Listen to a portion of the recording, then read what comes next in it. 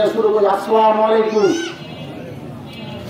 এখানে একটাই উদ্দেশ্য, কৃষক লাঞ্ছিত। কিভাবে লাঞ্ছিত? বিচার হতে হবে। 1000 কোটি টাকা লুটপাট করেছে। আপনারা এটা বিচার চান না? অবশ্যই আমরা বিচার চাই। আবার ধান মারে মেশিনগুলো দেখেন না, এই সমস্ত বিভিন্ন কৃষির যন্ত্রপাতি আমদানির নামে শেখ হাসিনা সহ এই স্বৈরাচারী হাসিনার মন্ত্রী এমপিরা বিদেশ থেকে এই যন্ত্রপাতি, যেটা ৭৪ সালের দুর্ভিক্ষ, আপনাদের মনে আছে নাকি? মনে আছে না? ১০ মানুষের প্রয়োজনে দায়িত্বভার গ্রহণ করে, চূড়ান্তকারী পদক্ষেপ গ্রহণ করে। ফলে আমরা আবারও বলছি, কৃষকের উন্নয়ন, কৃষকের ভাগ্যের পরিবর্তন অবশ্যই ঘটবে এবং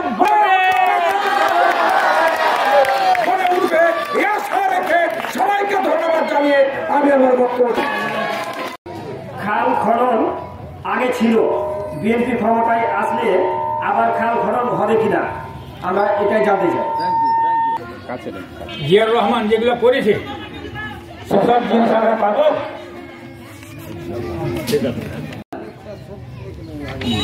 আমরা এটা জানতে চাই। ঠিক আছে, স্বৈরাচারের আঙ্গুলে শুধু এই স্বৈরাচারেরা শুধু মানে যারা চাকরি।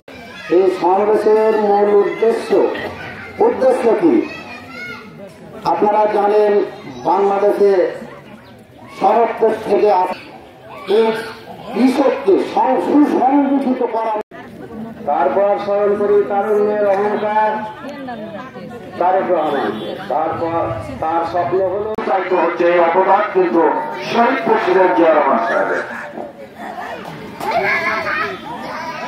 শহীদ প্রেসিডেন্ট জিয়া রহমান সাহেবের অবদান। শহীদ জিয়া বলতেন সুদ সহ ৫,০০০ টাকা লোন উনি মওকুফ করে দিয়েছিলেন। ওই যে বললেন না বক্তৃতায়, ২৫ বিঘা পর্যন্ত খাজনা মওকুফ উনি করে অবদান। মেয়েদের এই গল্প করেন না, একে ভাই গল্প করেন না। এই সমাবেশের মূল উদ্দেশ্য কি আপনারা জানেন? বাংলাদেশে সর্বত্র থেকে এই কৃষককে সুসংগঠিত করা।